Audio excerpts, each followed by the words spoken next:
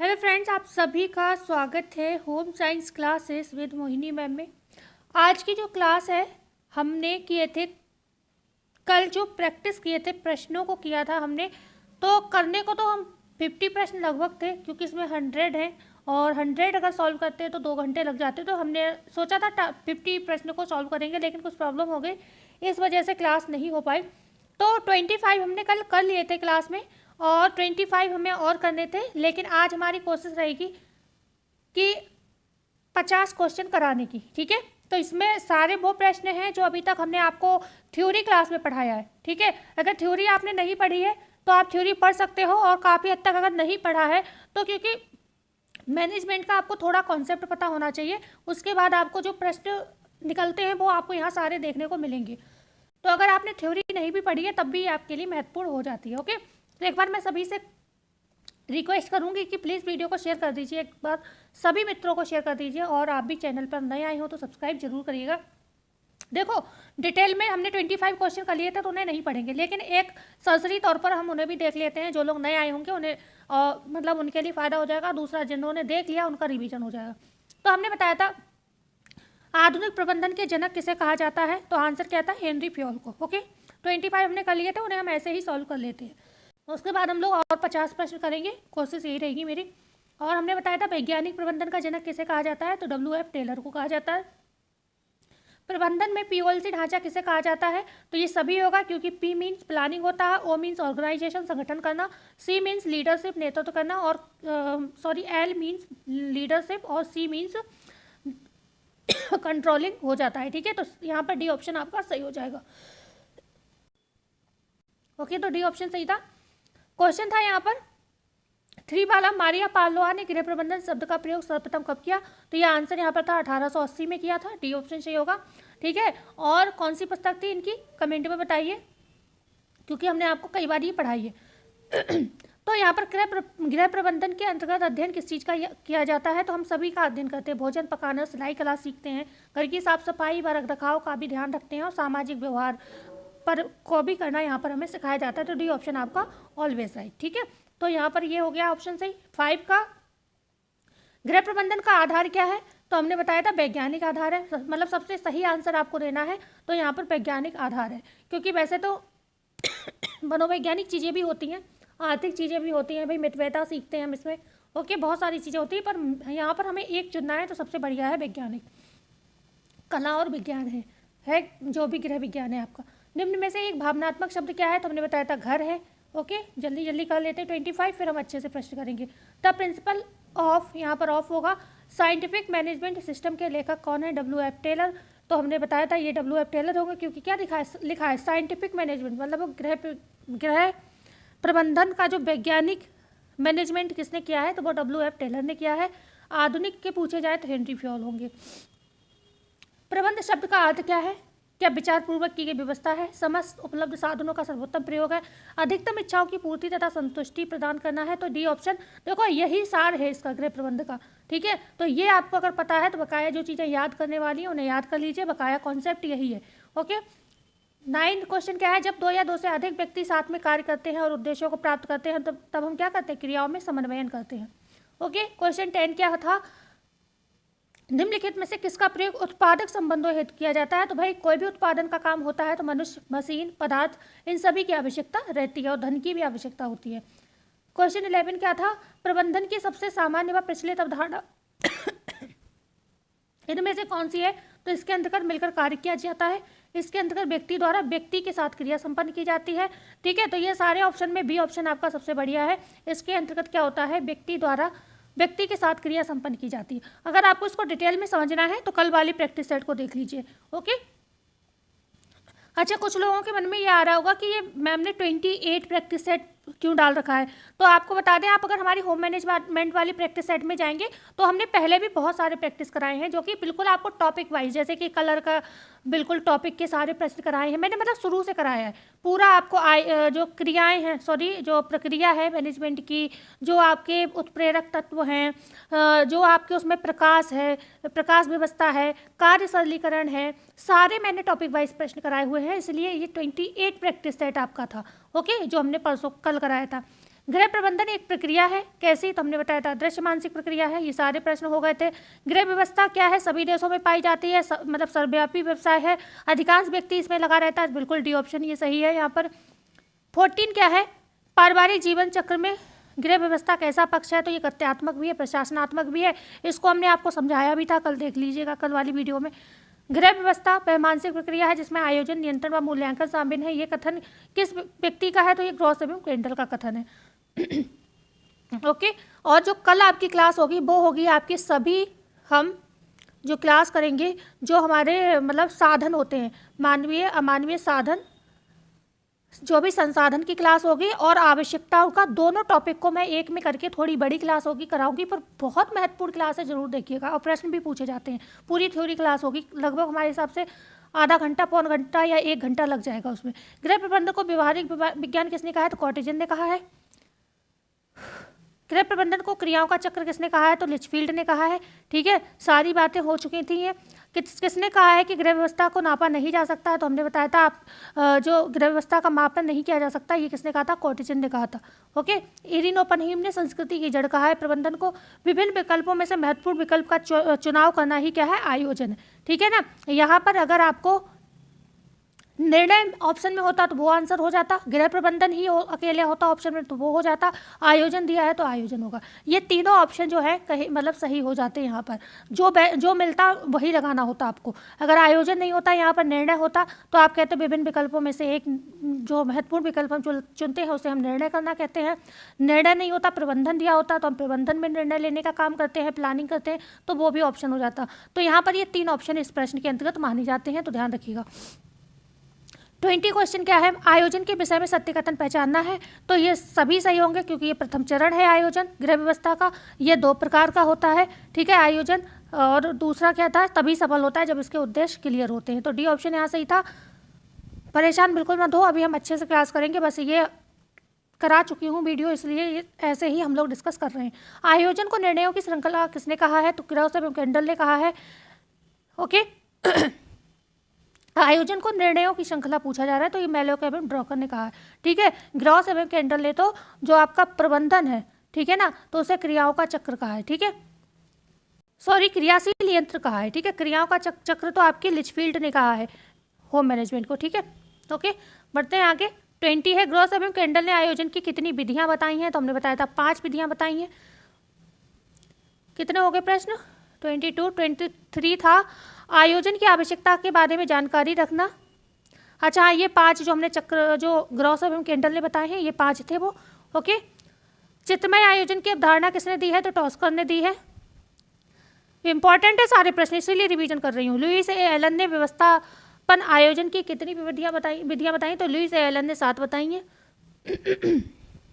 ये इनकी 7 विधियां हैं, देख लीजिएगा। भविष्यवाणी, उद्देश्यों का विकास करना, कार्यक्रम बनाना, समय अनुसूची, बजट बनाना, प्रक्रिया विकसित करना और नीति का विकास करना। इन्हें याद कर लेना क्योंकि ये 3 ऑप्शन में दे दिए जाएंगे और चौथा ऑप्शन उपर्युक्त सभी हो सकता है या कोई और ऑप्शन हो सकता है और आपसे कह दिया जाए कि इसमें से पहचानिए कौन सा सही है कौन सा गलत है। ठीक है। आयोजन का महत्व क्या है? तो आयोजन का महत्व क्या? अनिश्चितता को दूर करना, उद्देश्यों पर बल केंद्रित करना, मितव्ययिता के लिए, नियंत्रण के लिए, इन सभी के लिए हम आयोजन करते हैं। ओके, तो अब हमारी यहाँ पर क्लास होती है, जो पुराने प्रश्न थे वो होते हैं एंड। अब हम नए प्रश्न स्टार्ट करेंगे। ओके, कुछ लोग बोर भी हो गए होंगे, लेकिन कोई बात नहीं, रिवीजन हो गया अगर आपने कर रखा है पहले से। अब हम स्टार्ट करते हैं क्लास को, बने रहिएगा एंड तक और प्लीज़ वीडियो को लाइक शेयर एंड सब्सक्राइब जरूर करिएगा। क्वेश्चन 26 है, आयोजन बनाते समय उद्देश्यों पर बल केंद्रित करना आवश्यक है क्योंकि आकस्मिक समस्याओं को हल करना। ठीक है। बी है भविष्य की योजनाओं पर ध्यान देना। सी है समय समय पर उद्देश्यों की प्राप्ति के लिए संशोधन करना। या डी है उपर्युक्त सभी। तो आयोजन जब भी हम करते हैं किसी चीज़ का, तो उद्देश्यों पर हमें जब बल केंद्र, जो भी हमारा उद्देश्य है, तो हम उसको टारगेट करके चलते हैं ना, तो उसमें हम आकस्मिक जो समस्याएं होती हैं उनका भी हल देखते हैं। जो भविष्य में उस भविष्य में उसका क्या इफेक्ट पड़ेगा, तो उन सारी योजनाओं पर भी हम ध्यान देते हैं और समय समय पर हम उद्देश्यों की प्राप्ति के लिए संशोधन भी करते हैं। ओके, जैसे अभी आप लोग क्या कर रहे हो, एग्जाम की तैयारी कर रहे हो, बहुत कोशिश रहती है कि हम बस पूरे दिन पढ़ाई करें, लेकिन फिर भी जब समस्या आती है, कोई भी प्रॉब्लम होता है, कोई भी काम होता है, तो क्या हम किताबें नहीं छोड़ते हैं? हम छोड़ते हैं भाई, संशोधन करना पड़ता है समय समय पर। तो डी ऑप्शन आपका यहाँ पर बिल्कुल सही हो जाएगा। क्वेश्चन है 27, आयोजन के विभिन्न आयाम किसने दिए हैं? तो आयोजन के विभिन्न आयाम हमने कल बता भी दिया था। चर्चिल द्वारा दिए गए हैं, ली ब्रेटन द्वारा दिए गए हैं, एंजल द्वारा दिए गए हैं, डी है उपर्युक्त सभी। तो यहाँ पर एंजल ने तो उपभोग का नियम दिया है, ठीक है, आपका जो उपभोग का नियम है वो दिया है मतलब यहाँ पर, और समय क्या था 1857 में ये दिया है, 1857 की क्रांति याद कर लो। ओके, चर्चिल द्वारा भी नहीं दिया गया है, किसके द्वारा दिया गया है, ली ब्रेटन द्वारा ये दिया गया है। तो आयोजन के विभिन्न आयाम क्या है उनको हम देख लेते हैं। अच्छा, मैंने नहीं लिखे हैं तो मैं लिख देती हूँ। आयोजन के जो विभिन्न आयाम बताए हैं ली ब्रेटन ने, कौन कौन से दिए हैं, तो नंबर 1 जटिलता, ठीक है, जटिलता को ध्यान में रखकर आयोजन करना, ठीक है। दूसरा इनका क्या है, दूसरा है आकार देखना कि आपका उद्देश्य कितना बड़ा है, ओके। फिर उस महत्व किसको ज़्यादा देना है, कौन सी चीज़ ज़्यादा महत्वपूर्ण है उसको महत्व देना, ठीक है, अपनी जो प्लानिंग है उसको महत्व देना।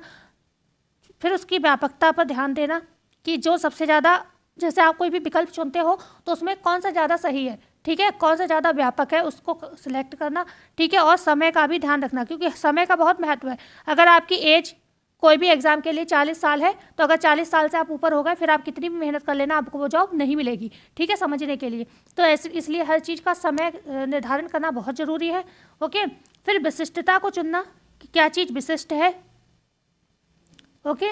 और 7 है पूर्णता का ध्यान रखना कि अपने आप में वो चीज़ परिपूर्ण होनी चाहिए, एक सबकी मतलब संतुष्टि हो जो भी आप प्लानिंग कर रहे हो। लोचमयता, समय के साथ ज़रूरत पड़े तो आप उसमें क्या करो, परिवर्तन भी कर लो। और 9वां कौन सा था, विस्तार करना, ठीक है।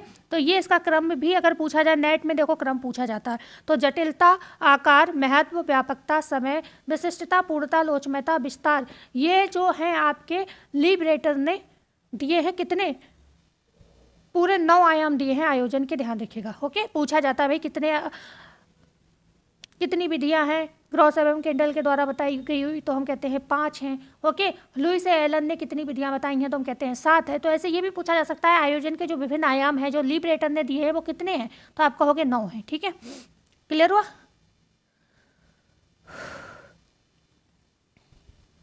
ओके। तो अब हम आ गए क्वेश्चन नंबर 28 पर।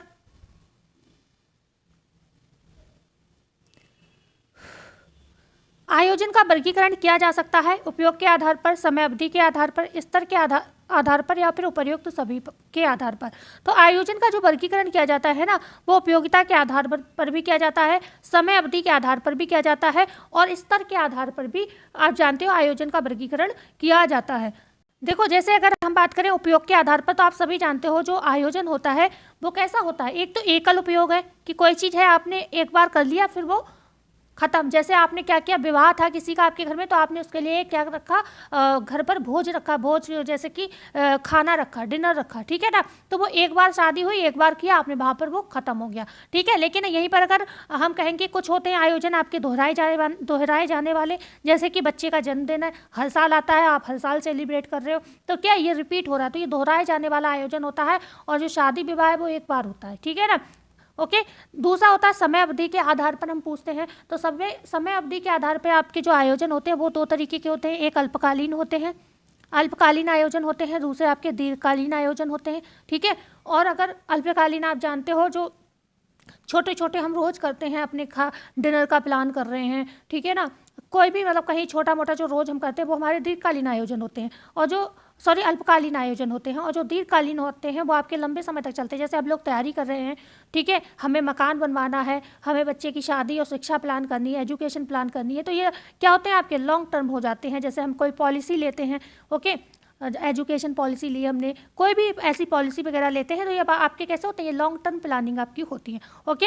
यहीं पर अगर बात करते हैं स्तर के आधार पर, तो स्तर के आधार पर आयोजन किसने दिया था, बर्क ने दिया था, बर्क महोदय ने जो दिया था आयोजन, ये स्तर के आधार पर बताया था। तो ये इन्होंने कितना दिया बताया था, ये इन्होंने 3 तरीके से बताया था, 3 तरीके से। एक तो होता है इन्होंने बताया मुख्य आयोजन, ठीक है, जो हम सभी करते हैं, ओके, जैसे रोज हम खाना वगैरह बनाते हैं, क्या है मुख्य आयोजन, हम रोज ही करते हैं। दूसरा होता है क्रियात्मक आयोजन, ओके, क्रियात्मक आयोजन होता है इनके हिसाब से। और तीसरा होता है दिन प्रतिदिन वाला, ठीक है, तीसरा होता है दिन प्रतिदिन वाला आयोजन। तो ये क्या है इन्होंने बताया 3 में वर्गीकृत किया गया। अगर आपसे पूछा जाए बर्क ने आयोजन को कितने आधार पर वर्गीकृत किया तो आप कहोगे 3 आधार पर किया, मुख्य आयोजन, क्रियात्मक आयोजन और दिन प्रतिदिन का आयोजन, ठीक है। क्लियर हुआ, तो ये 3 तरीके से हम आयोजन को वर्गीकृत कर सकते हैं। क्वेश्चन है 29, निम्नलिखित में से दोहराए जाने वाले आयोजन कौन से हैं? जन्म दिवस, कथा, त्योहार या फिर उपर्युक्त सभी। तो हम जन्म दिवस को भी क्या करते हैं, दोहराते हैं, हर साल आता है। कथा भी हमारा मन है तब हम करा सकते हैं, त्योहार भी हर साल ही आते हैं, ठीक है। तो यहाँ पर डी ऑप्शन आपका सही हो जाएगा, ये दोहराए जाने वाले हो गए। बात करते हैं स्तर के आधार पर आयोजन का वर्गीकरण किसने किया? क्या वर्क ने किया, मिडल ने किया, न्यूमैन ने किया, इनमें से कोई नहीं? तो हमने अभी बताया आपको वर्क ने किया, और ये सारे इंपॉर्टेंट हैं, इन्हें याद रखना, ओके। बात करते हैं क्वेश्चन नंबर 31 की। ऑर्गेनाइजेशन शब्द की उत्पत्ति निम्नलिखित में से किस शब्द से हुई है? तो ऑर्गेनिज्म से हुई है, ऑर्गेनाइज्ड से हुई है, ऑर्गेनाइजेशन से हुई है, डी है निम्न में से सभी। तो ऑर्गेनाइजेशन शब्द की अगर हम उत्पत्ति की बात करते हैं तो ये हुई है ऑर्गेनिज्म शब्द से, ठीक है ना। इसका अर्थ क्या होता है अगर पूछा जाए तो पूर्ण इकाई के रूप में कार्य करना, पूर्ण इकाई के रूप में कार्य करना। अब आपको डिटेल में पढ़ना है तो भाई वीडियोस देख लीजिए, पुराने पढ़े हैं, क्योंकि नहीं तो क्लास 2-3 घंटे की हो जाएगी, ओके। पूरा मैनेजमेंट आपका खत्म हो जाएगा यहाँ पर। तो पूर्ण इकाई के रूप में कार्य करना, इसका अर्थ होता है रूप में कार्य करना। अगर आपसे पूछा जाए कार्य करना, ठीक है, तो ये किसका है? ऑर्गेनिज्म मतलब ऑर्गन का मतलब क्या होता है? हमारे शरीर के अंग। तो ऐसे ही ऑर्गेनाइजेशन क्या होते हैं? बहुत सारे अंग होते हैं जो हमारी प्लानिंग में, हमारी जो भी प्लानिंग होती है उसके उद्देश्यों की प्राप्ति में सहायक होते हैं, जो पूर्ण इकाई के रूप में मिलकर कार्य करते हैं। अगर आपसे पूछा जाए इसको शामिल कब किया गया, हमारे गृह अर्थशास्त्रियों ने इसको कब शामिल किया होम मैनेजमेंट में, ठीक है, तो इसको 1961 में शामिल किया, ठीक है, 1961 में हमारे। तभी तो ये आप जानते हो हर जगह आयोजन, नियंत्रण, मूल्यांकन पढ़ाया जाता है, लेकिन आपको ऑर्गेनाइजेशन या फिर संगठन बहुत कम देखने को मिलता है, क्योंकि इसको बाद में शामिल किया गया है, ओके। ग्रॉस एवं केंडल ने 3 ही दिए थे जिनको हम पढ़ते हैं, आयोजन, नियंत्रण और मूल्यांकन। गृह अर्थशास्त्रियों ने संगठन को पाठ्यक्रम में कब सम्मिलित किया? 1950 में, 1960 में, 1961 में या फिर 1965 में। तो अभी आपको बताया, आपको ये सब याद हो जाएंगे, अभी तो हमने बताया 1961 में ये किया था, ओके। बात करते हैं क्वेश्चन नंबर 33 का। निकोलस ने संगठन के कितने स्तर बताए हैं? क्या 2 स्तर बताए हैं, 3 स्तर बताए हैं, 4 बताए हैं या 5 बताए हैं? तो निकोलस ने आपके संगठन के 3 स्तर बताए हैं, ध्यान रखिएगा, ठीक है, 3 स्तर बताए हैं। बात करते हैं क्वेश्चन नंबर 13। नियंत्रण के माध्यम से क्या योजना क्रियान्वित होती है? ऑप्शन ए है संगठन को गति मिलती है, ऑप्शन बी है अनुमानित परिणाम का वायदा मिलता है, वायदा होगा यहाँ पर, ठीक है, तो ऑप्शन सी है, और डी है उपर्युक्त सभी। तो जब भी हम आप क्या करते हैं, प्लानिंग करते हैं, ठीक है, हमें कोई ना कोई डिसीजन लेना होता है, और जब हम डिसीजन लेते हैं तो अपने संगठन को ध्यान में लेकर लेते हैं, ओके। फिर हम समय समय पर निरीक्षण करते हैं, जिसको कहते हैं मतलब नियंत्रण में ही निरीक्षण होता है आपका, ओके, और बाद में हम मूल्यांकन करते हैं। तो यहाँ पर जब भी हम नियंत्रण करते हैं तो हमारा जो नियंत्रण है हमारी योजना को क्रियान्वित करता है, ये भी सही है, और इस नियंत्रण से संगठन को गति मिलती है, ओके, और अनुमानित परिणाम का वायदा मिलता है। अगर आप नियंत्रण में अपनी अभी पढ़ाई कर रहे हो तो कहीं ना कहीं आपके मन में ये वायदा होगा कि जब हम हर तरीके से तैयार हैं तो कहीं ना कहीं हमारा सिलेक्शन ये हो जाएगा, ठीक है। ना होना वो एक अलग बात है, लेकिन ये वायदा आपको मिल रहा है क्योंकि आप बिल्कुल कंट्रोलिंग में अपनी तैयारी कर रहे हो, आप प्रैक्टिस भी लगा रहे हो, आप पढ़ भी रहे हो, आप रिविजन भी कर रहे हो, सब कुछ कर रहे हो आप। तो भाई वायदा तो कहीं ना कहीं आपके मन ही मन हो रहा है कि हाँ हम सिलेक्ट हो जाएंगे, ठीक है। बकाया सीट वगैरह कम है तो कुछ भी हो सकता है, ओके। क्वेश्चन है 35। नियंत्रण योजना को निश्चित करने हेतु किया गया परिणाम है, ये परिभाषा दी है निकिल एवं डॉर्सी ने, ग्रॉस एवं केंडल ने, फॉक्स ने, या फिर निम्न में से कोई नहीं। तो ये परिभाषा आपसे पूछी जा सकती है, तो ये फॉक्स की परिभाषा है, ठीक है। फॉक्स ने क्या कहा है, जो नियंत्रण होता है योजना को निश्चित करने हेतु किया गया परिणाम है, ठीक है। नियंत्रण योजना को निश्चित करने के लिए जो हमारी योजना है, ठीक है ना, वो हमें प्राप्त हो जाए। योजना में क्या है, लक्ष्य है आपका, ठीक है ना, जो आपने योजना बनाई है वो किसके लिए, अपने लक्ष्य की प्राप्ति के लिए बनाई है, तो उसी को प्राप्त करने का एक कहीं ना कहीं ये मतलब नियंत्रण हम करते हैं। तो यहाँ पर फॉक्स का ये कहना है, सी ऑप्शन सही हो जाएगा। क्वेश्चन है 36। मूल्यांकन के स्तर हैं आयोजन का मूल्यांकन, क्रियान्वयन का मूल्यांकन, परिणाम का मूल्यांकन, डी है निम्न में से सभी। देखो आयोजन हमेशा ये जरूरी नहीं कि लास्ट में ही करो, ठीक है ना, आप आयोजन कर रहे हो तब भी मूल्यांकन करना आवश्यक होता है, जिससे आपको सही से ये जानकारी होगी कि आयोजन हमारा सही हो रहा है या नहीं हो रहा है, ठीक है।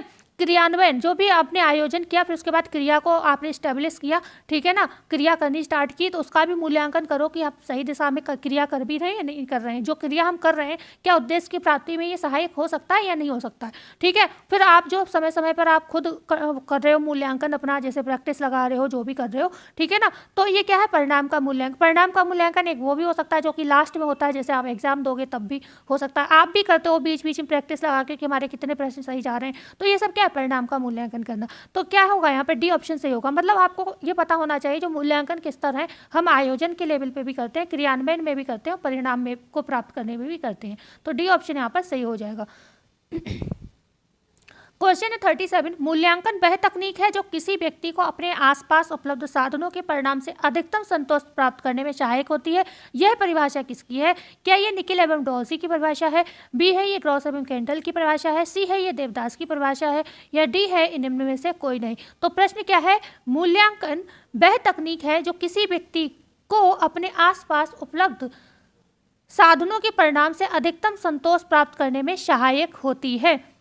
तो ये परिभाषा आपकी किसकी है? ये ग्रॉस एवं कैंटल की परिभाषा है और ये सभी इंपॉर्टेंट परिभाषाएं मैंने डाली हैं। इनको दो चार बार अगर आप वीडियो रोक कर पढ़ लोगे या कोई भी एक शब्द पकड़ लीजिए, ठीक है, ओके, तो आपको ये डेफिनेशन डेफिनेटली याद हो जाएंगे। आपको पूरी डेफिनेशन नहीं याद करनी है। क्या जैसे राजमल पी देवदास ने बांध से संज्ञा दी है प्रबंधन को, तो क्या आपको लगता है पूरी डेफिनेशन इतनी सी है? बांध का है खाली उन्होंने? नहीं, उन्होंने पूरी डेफिनेशन दी है, लेकिन हमने क्या बांध को याद कर लिया है कि बांध शब्द आएगा तो किसकी है? राजमल पी देवदास की डेफिनेशन है। तो इसमें से आपको जो शब्द ऐसा मिले, ठीक है ना, जो कि किसी ने नहीं और अपनी डेफिनेशन में नहीं रखा है, चाहे आसपास उपलब्ध साधन, ठीक है, आसपास उपलब्ध साधन, कुछ भी ऐसा पकड़ लो, ठीक है ना, या अधिकतम संतोष प्राप्त करने में सहायक किसकी है? ग्रॉस एवं कैंटल की। तो एक दो शब्द पकड़ो तब याद होंगी ये डेफिनेशन। क्वेश्चन है 38, लेविन ने मूल्यांकन के कितने उद्देश्य बताए हैं? जो आपके लेविन महोदय हैं, इन्होंने कितने उद्देश्य बताए हैं? क्या 2 उद्देश्य बताए हैं, 3 उद्देश्य बताए हैं, 4 उद्देश्य बताए हैं या 5 उद्देश्य बताए हैं? तो इन्होंने आपके पूरे के पूरे 4 उद्देश्य बताए हैं, ठीक है ना। कितने उद्देश्य बताए हैं? 4 उद्देश्य बताए हैं। कौन कौन से उद्देश्य हैं उनके ये बता देती हूँ। मुझे लगा लिखे हुए होंगे, तो मैंने क्योंकि थोड़ा दिन हो गया इसको बनाए हुए, तो याद नहीं है कि क्या क्या चीज़ें मैंने डाली हैं PDF में, ठीक है। तो लेविन ने 4 उद्देश्य बताए हैं। पहला इनका था ये देखना कि क्या प्राप्त हो चुका है, ठीक है, ये देखना कि क्या प्राप्त हो चुका है, क्या प्राप्त हो चुका है, ये देखना कि क्या प्राप्त हो चुका है। देखो इंपॉर्टेंट है इसलिए मैं लिखा रही हूँ, सारी चीज़ें ये मुझे इंपॉर्टेंट लग रही हैं, ओके। अगली योजना के लिए आधार के रूप में उपयोग लाना, जो भी आपने प्लान किया है मूल्यांकन के लिए, मतलब जो भी मूल्यांकन किया है, अब मान लो उस मूल्यांकन में कोई कमी हो गई, ठीक है, तो भी आपको उसमें उसकी पूर्ति करने की आगे वो कमी ना हो। और अगर आपकी योजना बिल्कुल सफल रही है, मूल्यांकन में रिजल्ट अच्छा प्राप्त हुआ है, तो आगे आप जीवन में कोई भी कर्म कर रहे हो जिसके लिए आपको मूल्यांकन करना पड़ेगा, ठीक है ना, तो उसी आधार पर इसको प्लान करना कि आपका आगे भी मूल्यांकन जो रिजल्ट है आपका अच्छा है, ठीक है ना। तो अगली योजना के लिए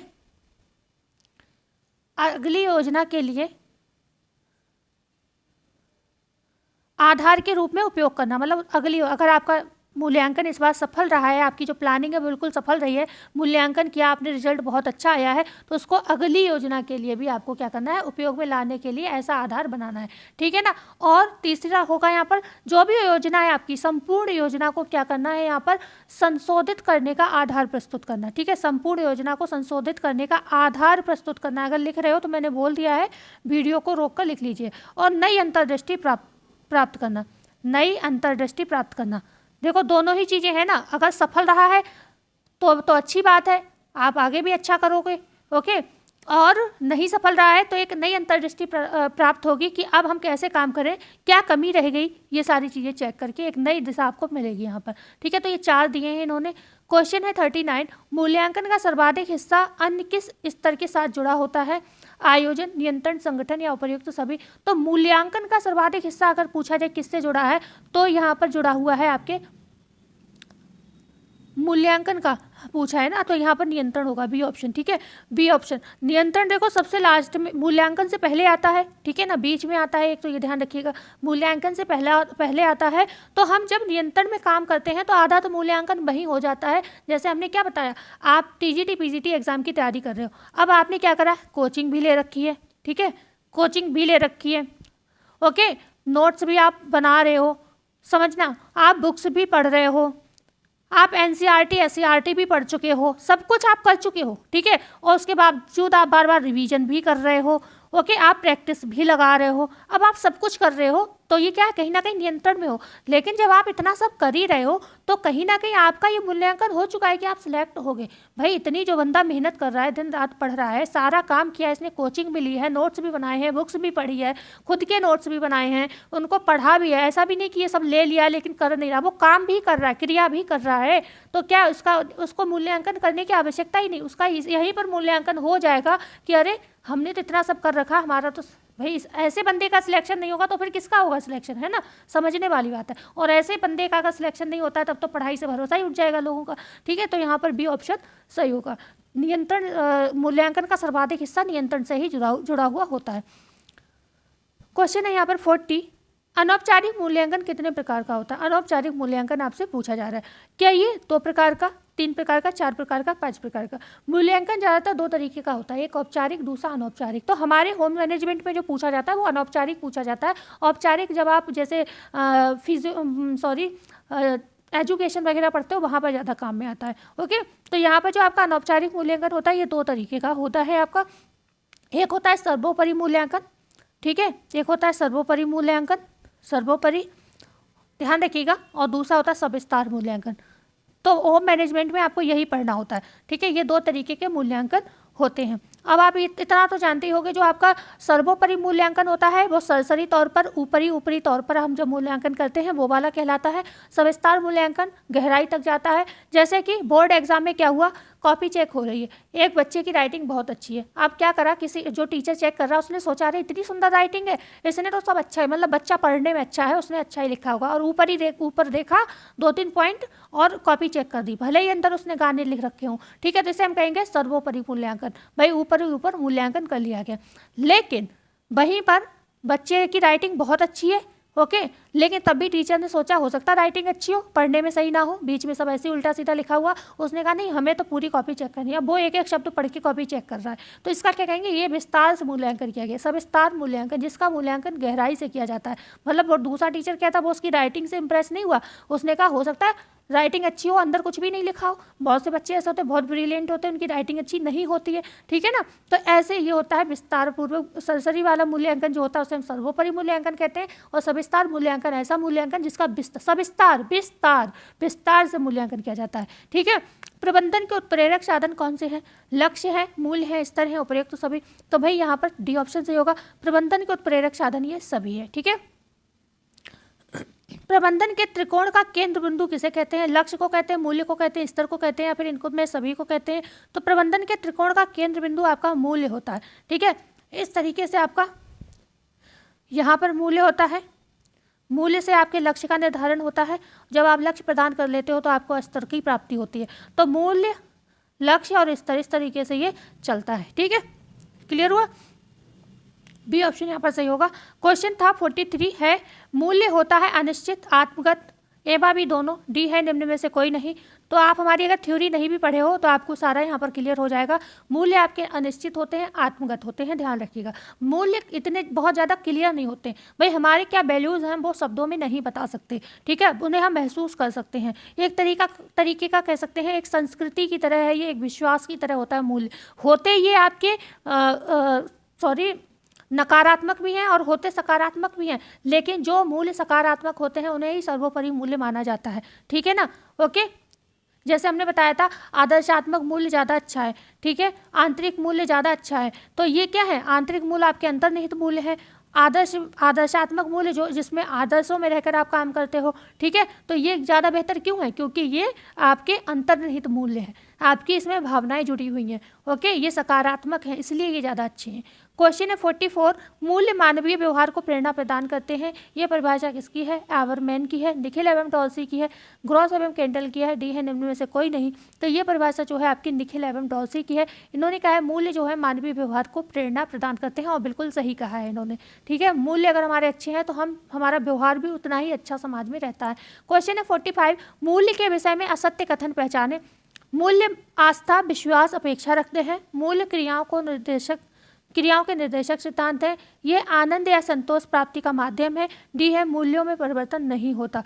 तो यहाँ पर असत्य कथन पहचानना है तो मूल्य आस्था, विश्वास, अपेक्षा भी रखते हैं, बिल्कुल सही है। मूल्य क्रियाओं के निर्देशक सिद्धांत होते हैं, ये बात भी सही है बिल्कुल। ये आनंद या संतोष प्राप्ति का माध्यम है, बिल्कुल। जैसे किसी के वैल्यूज बहुत अच्छे हैं, ओके, तो आप कुछ भी अच्छा काम करते हो। एक दो बार ऐसी चीज़ें हुई, मैं जब रोड पर कहीं भी किसी काम से जा रही थी, मैं नोटिस करती थी, है वो एक पुरानी बात हो गई, अब तो इतना ना आना होता है, बहुत ज़्यादा व्यस्तता अपनी भी है, अब तो टाइम ही नहीं मिलता। लेकिन जब मैं एक होता ना, एक एज होती है कि हम कहीं भी जा रहे हैं और रास्ते में कुछ भी गलत होता है या कुछ भी, तो हमें बुरा लगता है देख के। तो मैं ये नोटिस करती थी, कोई भी बुजुर्ग है, 2 बार मतलब ऐसा हुआ मेरे साथ, मैं देख रही थी बुजुर्ग खड़ा है वो रोड क्रॉस करने के लिए, ठीक है ना, लेकिन रोड इतना चल रहा है कि वो बेचारे बार बार बढ़ रहे हैं आगे, लेकिन वो पीछे हो जा रहे हैं। तो मैंने उनको रोड क्रॉस कराया। एक दो बार ऐसा लगा कि कोई बहुत ही ज़्यादा गरीब है, उसके पास ऑटो का किराया भी नहीं है, तो मैंने दे दिया।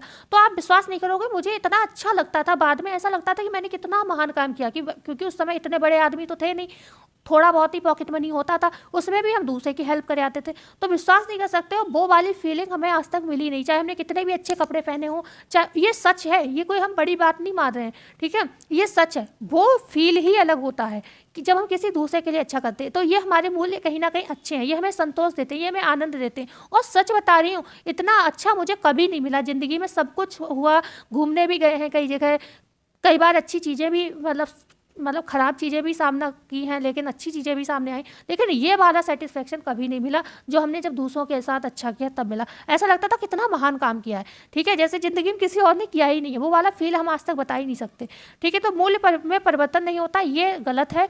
ऐसा नहीं है, मूल्यों में परिवर्तन होता है, पर क्या होता है, धीरे धीरे होता है, ठीक है ना, धीरे धीरे होता है पर धीरे धीरे। क्वेश्चन है 46, प्रभुत्व के आधार पर मूल्यों का वर्गीकरण किया जा सकता है। साधनात्मक और आंतरिक मूल्य, तथ्यात्मक व आदर्शात्मक मूल्य, सी है ए व बी दोनों, डी है निम्न में से कोई नहीं। तो प्रभुत्व के आधार पर आप मूल्यों का वर्गीकरण 2 तरीके से करते हो, सी है ऑप्शन सही होगा, ए और बी दोनों, ठीक है। तो जैसे कि हमने बताया था आपको साधनात्मक मूल्य और आंतरिक मूल्य, तो आपसे पूछा जाए साधनात्मक मूल्य ज़्यादा श्रेष्ठ है या आंतरिक मूल्य, तो आप कहोगे ये वाले ज़्यादा श्रेष्ठ मूल्य हैं, ठीक है, ज़्यादा श्रेष्ठ मूल्य है। यहाँ पर पूछा जाए कि तथ्यात्मक मूल्य ज़्यादा श्रेष्ठ है या आदर्शात्मक मूल्य, तो आप कहोगे आदर्शात्मक मूल्य ज़्यादा श्रेष्ठ है, ठीक है ना। तो यहाँ पर सी ऑप्शन आपका सही होगा। प्रभुत्व के आधार पर मूल्यों का वर्गीकरण जो किया है 2 तरीके से किया गया है, साधनात्मक और आंतरिक मूल्य और तथ्यात्मक और आदर्शात्मक मूल्य, ओके।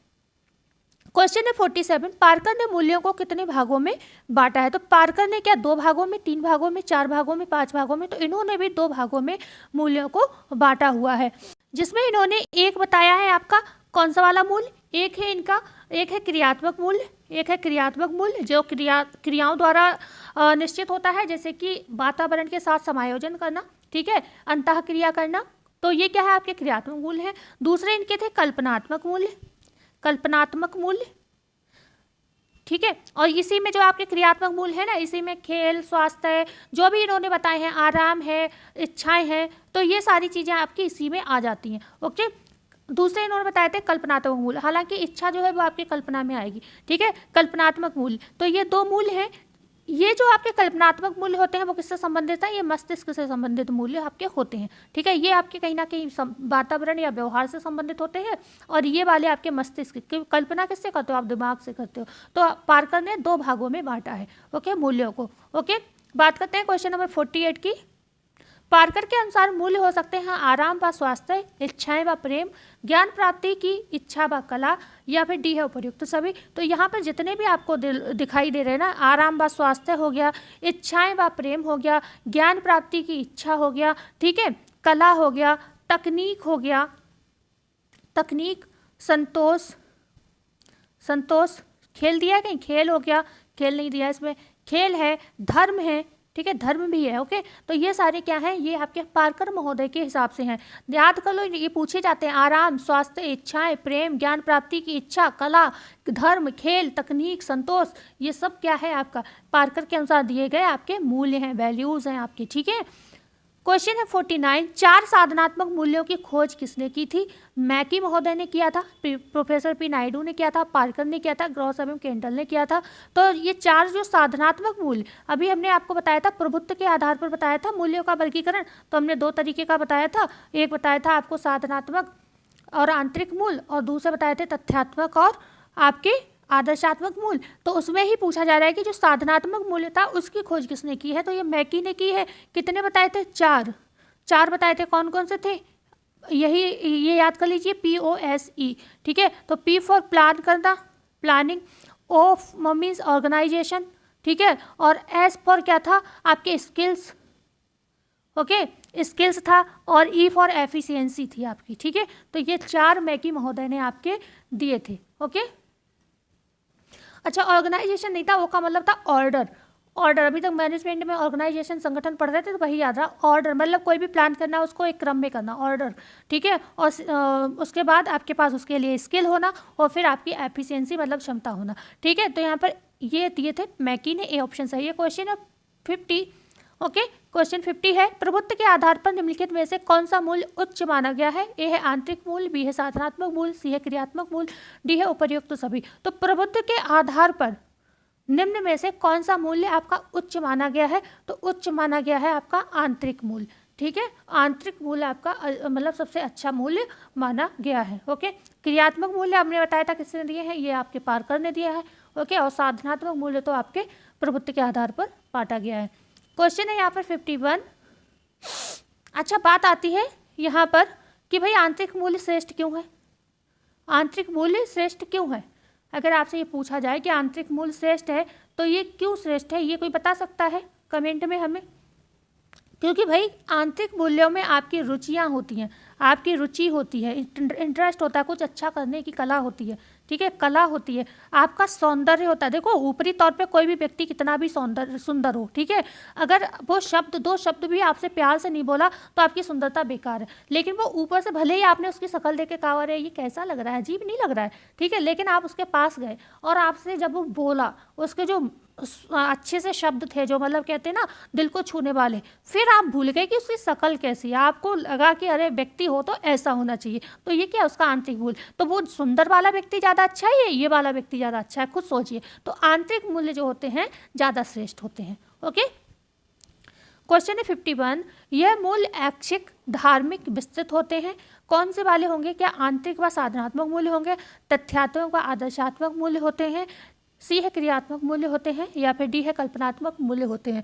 तो अगर आपसे पूछा जाए ऐच्छिक व धार्मिक आधार पर कौन से मूल्य होते हैं, तो ऐच्छिक और धार्मिक और विस्तृत जो मूल्य होते हैं वो आपके तथ्यात्मक और आदर्शात्मक मूल्य होते हैं, ठीक है। जो तथ्यात्मक मूल्य आपके होते हैं ये आपके कैसे होते हैं? विस्तृत मूल्यों के अंतर्गत आते हैं, विस्तृत मूल्यों के अंतर्गत आते हैं। और जो आपके आदर्शात्मक मूल्य होते हैं ये विस्तृत भी होते हैं, ऐच्छिक भी होते हैं और धार्मिक प्रकार के भी होते हैं, ठीक है ना। जो आपके तथ्यात्मक होते हैं इन पर आप शोध कर सकते हो, ओके।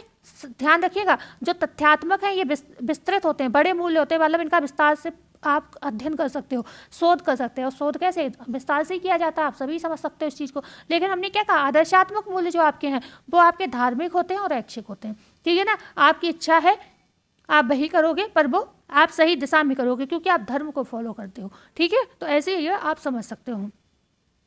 बात करते हैं क्वेश्चन नंबर 52। पोज में एस का तात्पर्य क्या है? ये ऐसे प्रश्न पूछे जाते हैं। सेटिस्फैक्शन है, स्किल्स है, सर्चिंग है या सर्विंग है? तो पोज में एस का मतलब क्या है? आप कहोगे स्किल्स है, ठीक है। आपसे पूछा जाए ई का अर्थ क्या है? आप कहोगे एफिशिएंसी है। ओ का अर्थ पूछा जाए तो जैसे अभी मैं भूल गई थी, मैंने क्या बोला था? ऑर्गेनाइजेशन नहीं, ऑर्डर है, ठीक है। ओ का मतलब क्या है? ऑर्डर है, ओके। ई होगा ये, डी होगा ये, ठीक है, ऑर्डर है। तो ये चीज़ आपको ध्यान रखनी पड़ेगी, ओके। और पी का मतलब प्लानिंग है। चलो ये लिया हुआ है, इसको देख लेते हैं। मैकी ने कहा है घर की स्थिति में कई असंख्य संबंधों के मध्य किसी व्यक्ति की स्वस्थ वृद्धि ही उसका आंतरिक मूल्य है, ठीक है ना। असंख्य क्या दिया है, असंख्य संबंधों के मध्य, मतलब क्या होते हैं यहीं पर अगर आंतरिक मूल्य नहीं है तो असंख्य संबंध, मतलब बहुत सारे लोग हैं उनमें संबंध बिगड़ जाएगा, लेकिन असंख्य संबंधों में हर किसी के विचार अपने, हर किसी की सोच अपनी है, उसमें भी वो स्वस्थ वृद्धि कर रहा है, मतलब कोई भी व्यक्ति उसमें भी वो स्वस्थ वृद्धि कर रहा है, ठीक है ना, तो ये उसके आंतरिक मूल्य कहा जाएगा। मतलब कितनी भी विपरीत परिस्थिति है सबके बीच में रहकर भी वो सही तरीके से चीज़ों को लेकर चल रहा है, अपने परिवार को बनाए हुए है, ऐसे समझ सकते हो। आंतरिक मूल्य वह मूल्य हैं जो किसी व्यक्ति के लिए महत्वपूर्ण होते हैं, जैसे कला, सौंदर्य में रुचि। ओके, तो पी फॉर प्लानिंग कहा है इन्होंने, ओ फॉर ऑर्डर कहा है, एस फॉर स्किल और ई फॉर एफिशिएंसी, ये मैकी ने बताया है। क्वेश्चन है 53, निम्न में से सर्वाधिक स्पष्ट होता है मूल्य, लक्ष्य, स्तर या उपर्युक्त सभी। तो सर्वाधिक स्पष्ट पूछा जा रहा है। देखो मूल्य होते हैं पर आप स्पष्ट नहीं बता सकते हो कि हमारे ये मूल्य हैं, ओके, उन्हें आप महसूस कर सकते हो मेरे हिसाब से, क्योंकि ये आत्मगत होते हैं और अनिश्चित होते हैं, ये भी नहीं पता कितने होते हैं, अनिश्चित होते हैं। लेकिन स्तर भी आपको ये नहीं आप कतई बता सकते हो कि हाँ हमारा स्तर इतना है, कतई आप अच्छे से मेजर नहीं कर सकते उसको। लेकिन लक्ष्य आप बता सकते हो कि मेरा ये लक्ष्य है और मुझे ये तैयारी इसके लिए करनी है। जैसे अभी आप एग्जाम जो तैयार कर रहे हो किसके लिए, टीजीटी पीजीटी के लिए, तो आपका यहाँ पर बिल्कुल स्पष्ट है ये चीज़, तो बी ऑप्शन यहाँ पर सही हो जाएगा। क्वेश्चन है यहाँ पर 54, निम्नलिखित में से इन्हें पहचाना तथा परिभाषित करना आसान है, मूल्यों को, आयोजन को, नियंत्रण को, लक्ष्य को। तो भाई इन्हें पहचानना भी आसान है और परिभाषित करना, ये है लक्ष्य को, ठीक है। कहते हैं लक्ष्य जितना ज़्यादा स्पष्ट होगा आपका उतनी जल्दी ही आपको वो प्राप्त होगा, क्योंकि वो प्रभावशाली होगा, आपको पता है कि हमें क्या करना है, ठीक है। लक्ष्य आपका क्लियर है तो आपको पता है कि हमें क्या करना है, तो उस उद्देश्य की प्राप्ति के लिए आप उसी तरीके की प्लानिंग करोगे, ओके। तो यहाँ इसे पहचानना आसान है, प्राप्त करना आसान है। लक्ष्य वह अंतिम बिंदु होता है जहाँ तक व्यक्ति या परिवार द्वारा कार्य करने की इच्छा रखी जाती है। यह परिभाषा किसकी है, क्या निखिल एवं डॉर्सी की है, ग्रॉस एवं केंडल की है, मैकी की है, निम्न में से सभी की है। तो लक्ष्य वह अंतिम बिंदु है, अंतिम बिंदु है, अंतिम बिंदु है, किसने कहा है, निखिल एवं डॉर्सी ने कहा है, ठीक है। अंतिम बिंदु से याद कर लो, निखिल एवं डॉर्सी ने कहा है, ओके। क्वेश्चन है 60, मूल्य वाहक है तो लक्ष्य राजमार्ग है, ये परिभाषा किसने दी है, स्वानसन ने, निखिल एवं डॉर्सी ने, जीपी सैरी ने, ग्रॉस एवं केंडल ने। तो इन्होंने कहा है ये किसने कहा है, स्वानसन ने कहा है। स्वानसन ने क्या कहा है, मूल्य अगर वाहक है, ठीक है, मूल्य अगर हमें बहाकर ले जा रहे हैं कहीं पर, ऐसे समझ लो, ठीक है ना, तो लक्ष्य उसका राजमार्ग है, मतलब मूल्य हमें जहाँ बहाकर ले जा रहा है ना तो वो हमारा राजमार्ग है, ठीक है। वो राजमार्ग क्या है, लक्ष्य है हमारा, ठीक है। हम मूल्यों के अंतर्गत ही लक्ष्य की प्लानिंग करते हैं, हम अपने हिसाब से नहीं करते हैं। हमारे मूल्य अगर हमारे वैल्यूज़ में नहीं है कि घर की लड़कियां बहुत ज़्यादा रात बाहर रहें तो हम पुलिस की जॉब में, चाहे कितना भी हमारा सपना हो जॉब करने का, हम नहीं पुलिस की जॉब में अप्लाई कर सकते, ठीक है ना। हम टीचिंग लाइन में क्यों आ रहे हैं, क्योंकि हमारे वैल्यूज़ ने हमें ये शुरू से समझा दिया है कि चलो लड़कियों के लिए ये चीज़ सेफ है, तो हम वहीं पर हिलके हुए हैं। क्वेश्चन है 61, लक्ष्यों में परिवर्तन का कारण हो सकता है दुर्घटना, बीमारी, आकस्मिक समस्याएं और फिर उपर्युक्त सभी। तो ये सारी चीज़ें, लक्ष्य हमारा कोई भी हो लेकिन ये सारी समस्याएं हमारे लक्ष्य को परिवर्तित कर सकती हैं। जैसे दुर्घटना हो गई कोई, हमें क्या था, आर्मी में जाने का सपना था और पैर ही चले गए एक्सीडेंट में, तो क्या है, हम अपना लक्ष्य परिवर्तित कर लेंगे। हमें कोई ऐसी बीमारी हो गई जो हमारी कहीं ना कहीं फिजिकल प्रॉब्लम क्रिएट करेगी हमारी इस जॉब में, तो हमें, जैसे हमें कोई सांस की प्रॉब्लम, जैसे हमें अस्थमा की दिक्कत हो मतलब चल रही है थोड़ी, तो क्या है, ऐसी बीमारी जब होती तब भी कहीं ना कहीं हमें ऐसी जॉब नहीं मिल पाती है। और आकस्मिक कोई समस्या आ गई, ओके, आकस्मिक समस्या जैसे कि आपके पास लास्ट ही चांस था और पेपर छूट गया, ठीक है, तो ये सारी चीज़ें, बहुत सारी समस्याएं होती हैं जो कि हमारा लक्ष्य परिवर्तित कर देती। तो क्या हम हार कर बैठ जाएंगे अगर ऐसी कोई समस्या हो गई, नहीं, हम कोई नया टारगेट बना लेंगे जो हमारी इस कंडीशन में हमें, मतलब हम आराम से कर सकें अपने हिसाब से, तो हमारा यहाँ पर डी ऑप्शन से हो जाएगा। क्वेश्चन है 62, निम्नलिखित में से किसने मनोवैज्ञानिक अध्ययन के अंतर्गत बताया कि विभिन्न रुचियां और पृष्ठभूमि वाले लोगों से लक्ष्य प्रभावित होते हैं। क्या निखिल एवं डॉर्सी ने बताया, फेंस्टिंगर ने बताया, टॉस्कर ने बताया, उपर्युक्त सभी ने बताया।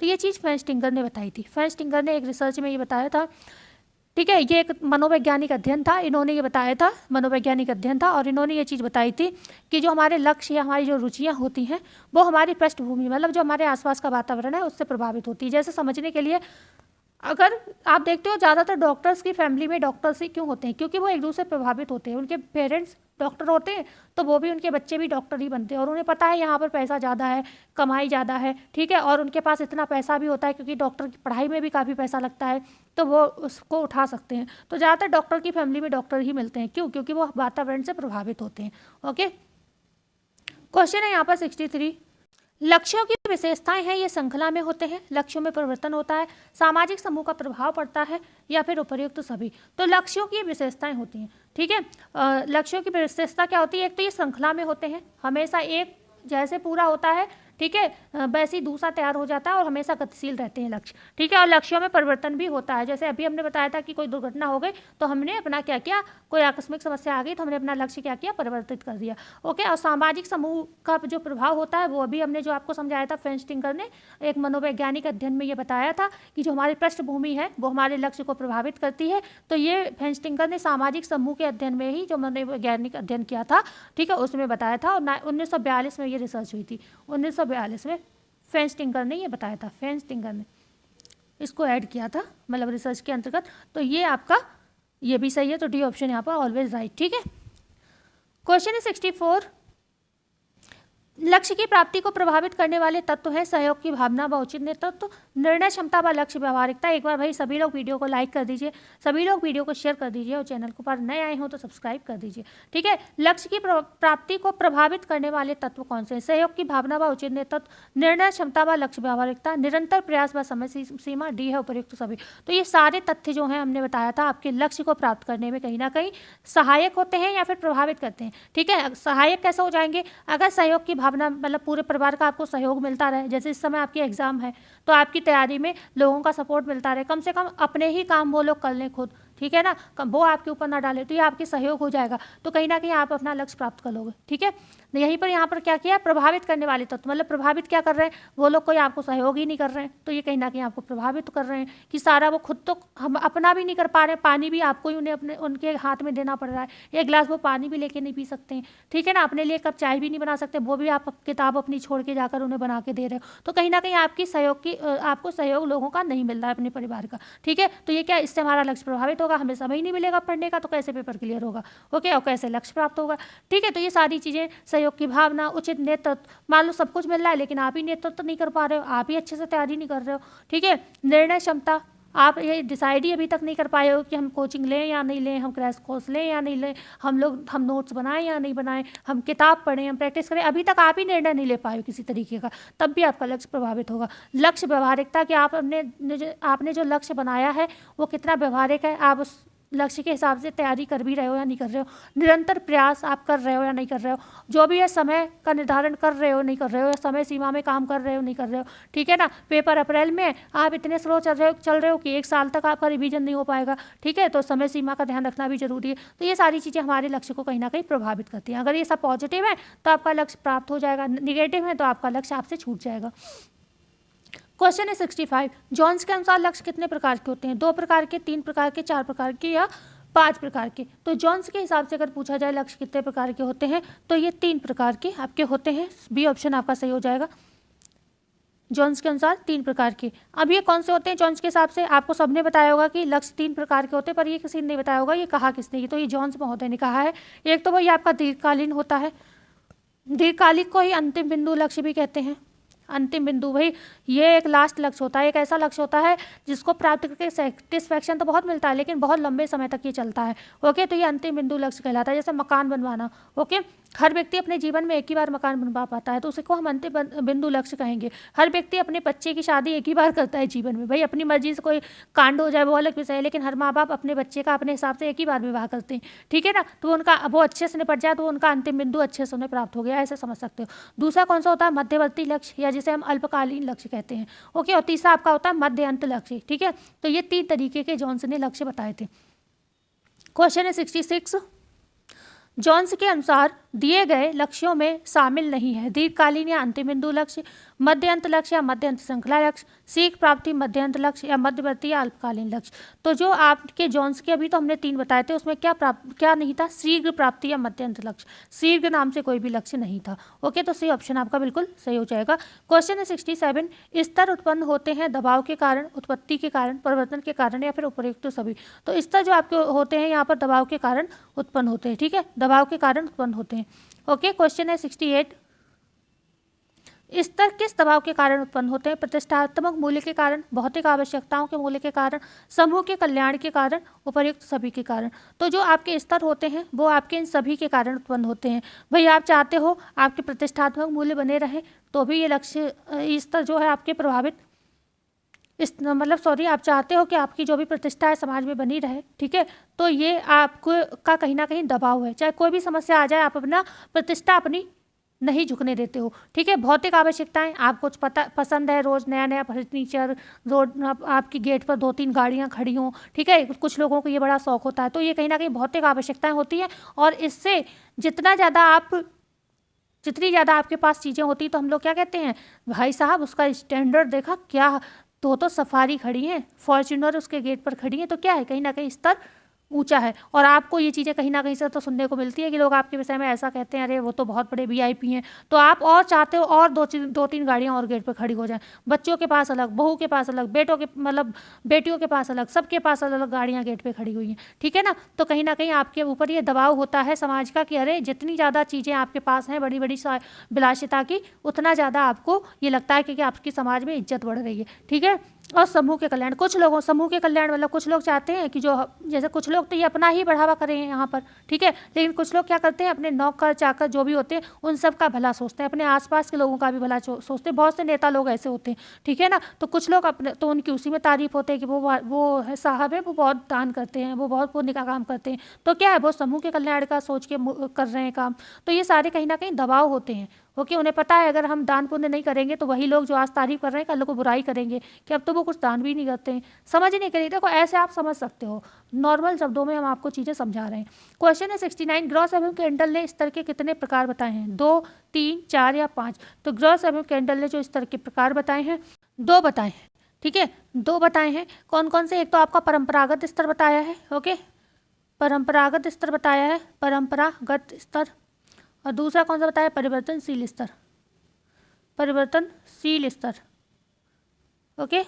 तो ये 2 स्तर बताए थे इन्होंने, किसने? ग्रॉस एवं कैंडल ने बताए थे, ओके।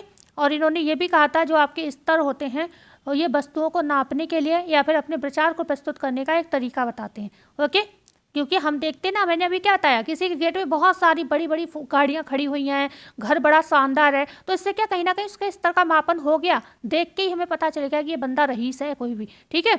तो निखिल एवं डॉल्सी के अनुसार स्तर को वर्गीकृत किया गया है संतुष्टि के आधार पर, स्थिरता या परिवर्तनशीलता के आधार पर, सी है गुणों के आधार पर, डी है उपयुक्त सभी। तो निखिल और डॉल्सी ने अगर पूछा जाए कितने प्रकार से स्तर को वर्गीकृत किया है तो इन्होंने 3 प्रकार से किया है, ओके। डी ऑप्शन सही होगा, ये तीनों ही सही होंगे, ओके, ठीक है। और ग्रॉस एवं कैंडल ने 2 तरीके से किया है वर्गीकृत स्तर को। स्तर क्या है? मापक होते हैं। स्तर किसके मापक है? मतलब मूल्य के, लक्ष्य के, एवं भी दोनों के। डी है केवल बी का। तो यहाँ पर जो आपके स्तर होते हैं वो ध्यान रखिएगा मूल्यों के मापक होते हैं, ठीक है। स्तर जो होते हैं आपके मूल्यों के मापक होते हैं, हमेशा ध्यान रखिएगा। आपके स्तर आपका स्तर अभी हमने क्या बताया, स्तर जो होते हैं दबाव के कारण उत्पन्न होते हैं। कुछ लोगों को दबाव होता है कि समाज में हमें बहुत दान पुण्य करना है, ठीक है। और वहीं से जब आप कुछ लोग हैं, जैसे हमने बताया कि गेट पे बहुत गाड़ियाँ खड़ी हैं, घर बहुत अच्छा है, तो हो सकता है वो सही तरीके से कर रहे हैं तब तो सही है, भले वो दान भी नहीं कर रहे हैं लेकिन सही तरीके से कमा रहे हैं तो कोई कुछ नहीं कहेगा, भाई अपनी मेहनत से कमा रहे हैं। लेकिन वहीं पर आप किसी को लूट पाट करके कमा रहे हो तो कहीं ना कहीं आपके नेगेटिव मूल्य हो गए, नहीं हो गए। तो यहाँ पर स्तर आपके मूल्य को भी मापन कर लेते हैं। क्या ये चीज़ छुपेगी थोड़ी ना कि आप खुद अपनी मेहनत पर कमा रहे हो या फिर आप लूट पाट करके ये सारी बिल्डिंग तैयार कर रहे हो, ठीक है ना। तो इससे आपके मूल्य पता चल जाएंगे। अगर आप अच्छे तरीके से कमा रहे हो तो भी लोग तारीफ करेगा, देखा पहले कैसे थे आज कितने रईस हो गए, भाई अपने दम पे किया है। वो भी कहीं भले बेशक आप दान पुण्य नहीं कर रहे हो लेकिन अपना भी जो कर रहे हो पर सही तरीके से कर रहे हो, तो ये क्या है, इससे भी आपके मूल्य पता चल जाएंगे। दूसरा, अगर आप दान पुण्य कर रहे हो तो उससे भी आपके मूल्य पता चल जाएंगे कि देखा कितने बहुत बड़े लोग हैं लेकिन फिर भी कितना मन अच्छा है, बहुत अच्छे काम करते हैं। मतलब इस तरीके से आप जो नॉर्मल भाषा में समझ लो ये चीज़ को। मुझे थोड़ा समझाने में ये लग रहा है आप लोग ये सोचोगे कि मैं क्या रामायण पढ़ रही, लेकिन सीरियसली मूल्य यही है, ठीक है ना। 70 आप जब पूरी थ्योरी पढ़ोगे तो आपको समझ में आ जाएगा यही मूल्य होते हैं कि हम क्या अच्छा कर रहे हैं क्या बुरा कर रहे हैं। आयोजन प्रक्रिया में निर्णय लिया जाता है ज्ञान व कौशल के आधार पर, पूर्व अनुभव के आधार पर, लक्ष्य मूल्य स्तर के आधार पर, डी है उपयुक्त सभी। तो ये सारी चीज़ों को ध्यान में रखते हैं हम, ज्ञान व कौशल को भी ध्यान में रखते हैं, पूर्व अनुभव को भी ध्यान में रखते हैं और मूल्य लक्ष्य हमारे क्या है, स्तर कैसे हमें बनाने हैं ये भी ध्यान में रख के हम आयोजन करते हैं। क्वेश्चन है 73, प्रबंधन की सबसे छोटी इकाई क्या है? आयोजन है, नियंत्रण है, निर्णय है, मूल्यांकन है। देखो प्रबंधन की सबसे छोटी इकाई है निर्णय, ठीक है, चाहे छोटी इकाई कह लो, चाहे प्रबंधन का हृदय कह लो, ठीक है। तो ये क्या है? आपका निर्णय है। और ये कहा किसने है? ग्रॉस एवं कैंडल ने कहा है, ग्रॉस एवं कैंडल ने ये कहा है। ओके, अब बात करते हैं क्वेश्चन नंबर 74 की। निर्णय प्रक्रिया गृह व्यवस्था का डैश है, मस्तिष्क, हृदय, फेफड़ा या जीवन। तो भाई अभी मैंने क्या बताया, जो निर्णय प्रक्रिया है गृह व्यवस्था का हृदय है, किसने कहा है? ग्रॉस एवं कैंडल ने कहा है। अब तक ये याद हो जाना चाहिए, हमने कई बार आपको बताया है। ओके, क्वेश्चन है 75। निर्णय प्रक्रिया को प्रभावित करने वाले तत्व हैं निर्णय की स्थायी प्रकृति व निर्णयों का पारस्परिक संबंध। बी है निर्णय की समय संबंधी विचारधारा व पारिवारिक विशेषताएं। सी है पारिवारिक संसाधन व संस्कृति एवं महत्वाकांक्षाएं। डी है उपर्युक्त सभी। तो ये सारी चीजें आपके निर्णय को प्रभावित करती हैं, ठीक है ना। अच्छा, निर्णय का अर्थ क्या होता है? अगर आपसे पूछा जाए निर्णय क्या है, तो निष्कर्ष पर पहुंचना या कुछ करना या फिर काट करना, ठीक है, काट करना। काट का मतलब कि सर्वश्रेष्ठ विकल्प को चुनना। विकल्प आपके पास कई हैं, ओके। निर्णय हमेशा दो से अधिक मतलब एक से अधिक विकल्प होते तभी किया जाता है। मान लो एक ही विकल्प है तो आपको निर्णय क्या करना, फिर तो आप उसी को चुन लोगे। जब एक से अधिक विकल्प होते हैं तभी हम निर्णय लेते हैं। तो निर्णय में जब एक से अधिक विकल्प हो तो हम क्या करते हैं? काट करते हैं। काट का मतलब होता है कि जितने भी विकल्प हैं उनमें से आपने सबसे श्रेष्ठ विकल्प को चुन लिया और सारे विकल्प को इग्नोर कर दिया। तो क्या किया आपने? काट कर लिया, मतलब जो एक इंपॉर्टेंट था उसको चुन लिया और सबको इग्नोर कर दिया, ठीक है ना। यहाँ पर ज्ञान, कौशल, पूर्व अनुभव, ये सारी चीजें आपके मायने रखती हैं, तभी आप निर्णय लेते हो। तो यहाँ पर आपके 75 क्वेश्चन कंप्लीट हो गए। अब बच्चे आपके 25 ये क्वेश्चन। ये 25 क्वेश्चन मैं अभी इसलिए नहीं करा रही हूँ, इसमें बस 2-3 निर्णय के बचे हैं, उसके बाद संसाधन वगैरह के प्रश्न हैं जो कि आपके हम कराएंगे कल की क्लास में। ओके, तो क्लास कैसी लगी बताना ना भूलिएगा। एक बार सभी लोग वीडियो को लाइक शेयर कर दीजिएगा, चैनल को सब्सक्राइब कर लीजिएगा नए आए हो। मिलते हैं कल नई वीडियो में नई जानकारी के साथ। जब तक के लिए धन्यवाद। और क्लास कैसी लगी ये बताना ना भूलिएगा, कमेंट जरूर करिएगा।